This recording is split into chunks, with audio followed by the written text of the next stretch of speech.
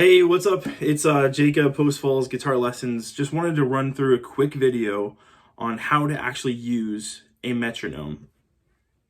Some of my students have not, have actually reached out to me and asked me like, hey, can you please clarify this? How do I actually use this? So let's go ahead and I'm going to use my app here.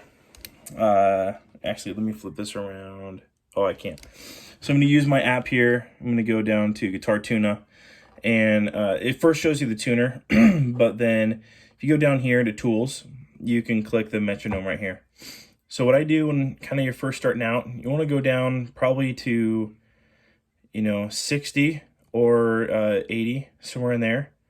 Well, let's just do 70 just to kind of be right in that ballpark. And then I like to change it from 4/4 to 1/4, and it just makes a real consistent click sound.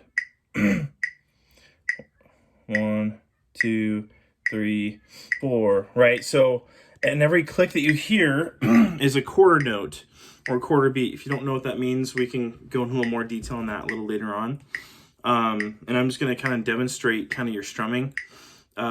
If you're using the simple kind of beginner handout for the strumming, let me pause this real quick. For the strumming exercises, you're going to, every time you hear that click, it's going to be the number on the sheet. So 1, 2, 3, or 4. Anything that's the plus sign is in between, and it's an upstroke. So every time you hear the click, it's a downstroke. Every time, and if there's a plus sign in between the 1 and 2 or whatever, that's going to be an upstroke, and it's going to be off the click. So I'll play it again here for you. So it's going to be 1, 2, 3, 4, down, up, down, up, down, up, down, up, right?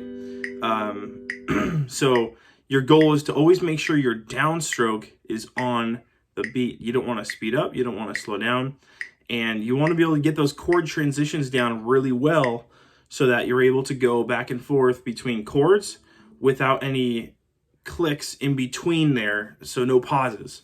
And this is really easier said than done. If you need to bring it down back to about 60, that'd be great. So and even if you need to go slower, that's totally fine too.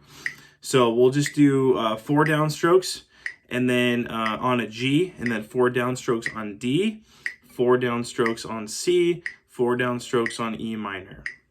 1, 2, 3, 4, 1, 2, 3, 4, 1, 2, 3, 4, and 1, 2, 3, 4. And those are just the simple downstrokes. When you add upstrokes, you have to do your upstroke, but then quickly do your downstroke again so you make that beat again, right? So say if I do the 1 and 2, 3 and 4 kind of deal, we're going to do 1 and 2, 3 and 4, 1 and 2, 3 and 4, 1 and 2, 3 and 4, 1 and 2, 3 and 4. All right.